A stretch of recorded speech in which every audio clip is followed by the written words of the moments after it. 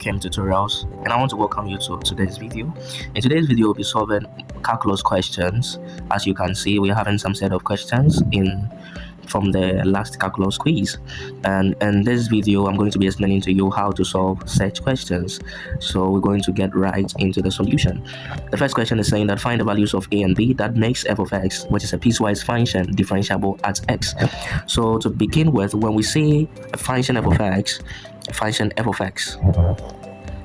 as differentiable at a particular point, say x is equal to -1, what condition must it meet? First of all, for us to say that a function is differentiable at a particular number, then the first thing to note down is that it should be continuous. It should first of all be continuous at x is equal to -1 at that number. And the second is that the left hand side derivative should be equal to the right hand side derivative. Okay, when this is true, then we say that when this is true, then we can say that the function is differentiable at that particular point. I hope that is clear. So now all that we're going to be showing in this video is that we're going to check for continuity, and after that we check for the left hand side and right hand side derivative. If this is true, then we can find the values of a and b. Right? For us to say that a function is continuous, then the conclusion is that we have to first of all find the limit as x approaches -1 from the right hand side of f of x, and it should be equal to the limit as x approaches -1 from the left hand side of f of x. Do you get it? And this above implies that the limit as x approaches -1 of f of x gives us a number, say m. It exists and it gives us an answer. I hope it is clear.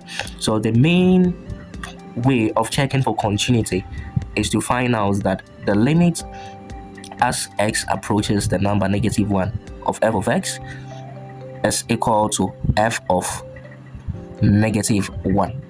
Do you get it? And for us to say that this exists, we have to first of all do the left hand side being equal to the right hand side. I hope it is clear. So that is exactly what we're going to do for the continuity side. So get it? So we're going to find out that limit as x approaches -1 from the right hand side of f of x, and we know that numbers from the right hand side are always greater than the number. So we are going to pick the condition that says that x is greater, right? Looking at it, the condition is the first one. So picking the first one is ax plus b, right? So we're going to substitute -1. We have a -1 plus b, and this is going to give us -a plus b. Now we do the limits as x approaches -1 from the left hand side of f of x, and from the left hand side of f of x we are going to choose the condition that says that x is less than -1, and as you can see, it is bx squared minus 3ax plus 4. So that condition is going to be bx squared minus 3ax plus 4. We're going to do direct substitution, so we're going to have b minus 1 all squared minus 3a minus 1 plus 4. Right, this is going to give us b plus 3a plus 4. But already we know that because we are using the understanding of differentiability, we already know that the function is continuous. And since the function is continuous, then we can boldly say that the left hand side and the right hand side are equal. Do you get it? The left hand side and the right hand side are equal. Do you understand that? The left hand side and the right hand side are equal. So we're going to equate the left hand side and the right hand side. That is to say that so equating the left hand side, limit as x approaches -1 from the right hand side of f of x being equal to limit as x approaches -1 from the left hand side of f of x implies that -a plus b is equal to b plus 3a plus 4.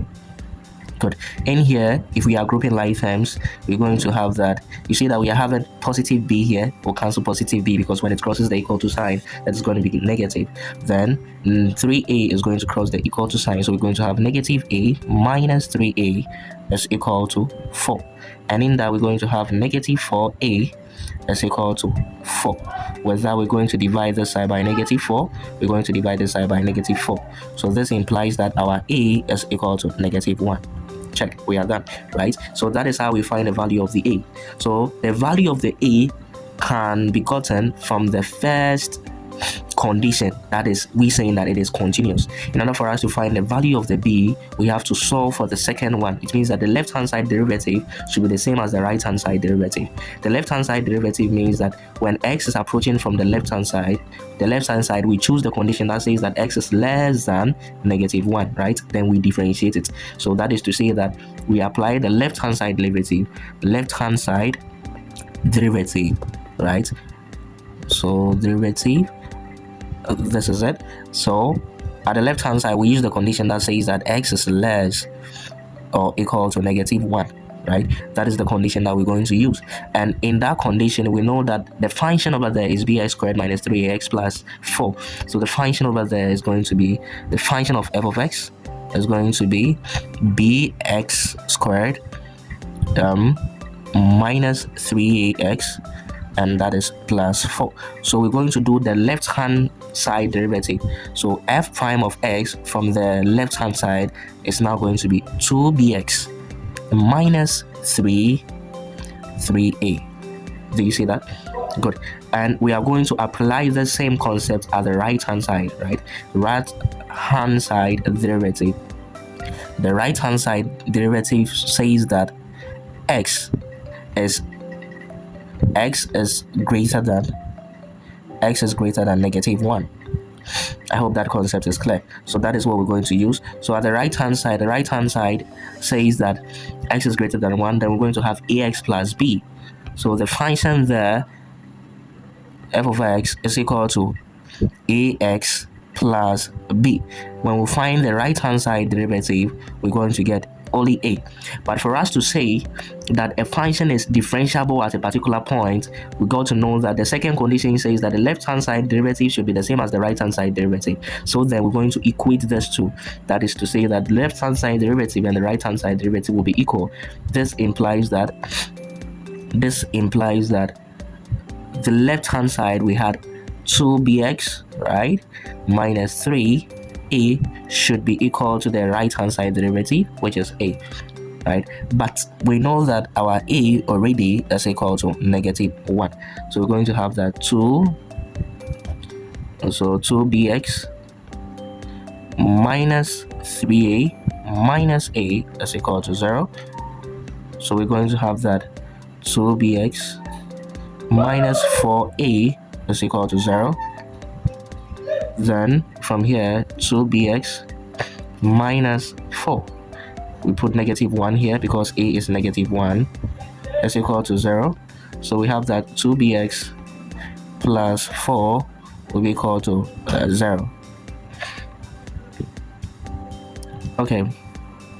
But remember that the left hand side derivative and the right hand side derivative, right, they should be equal at the given condition of x. So since we are solving at x is equal to negative 1, then the left hand side derivative and the right hand side derivative, as we've equated them, right, from this side, they should be equal at x equals negative 1 at the number they are approaching. You get it? So then once we are done with this, we're going to put at x equals negative 1, right? It means that we're going to substitute x being equal to negative 1. So you have 2b negative 1 plus 4. This is equal to 0. This gives us negative 2b is equal to negative 4. We divide this by negative 2. We divide this side 2 by negative 2. We have that our b will be equal to positive 2. You understand? So that is to conclude that the first condition, which is continuous at x equal to -1, it is going to help us to find the value of a, of which we had a to be equal to -1. And the second condition that says that the left-hand side derivative should be the same as the right-hand side derivative will help us to find what the value of b is. But remember, we are finding the left-hand side derivative, right? Left-hand side derivative. So let me use d for derivative. It's equal to the right-hand side derivative. So it is equal to the right-hand side derivative at the point it is approaching at x is equal to -1. I hope that concept is clear.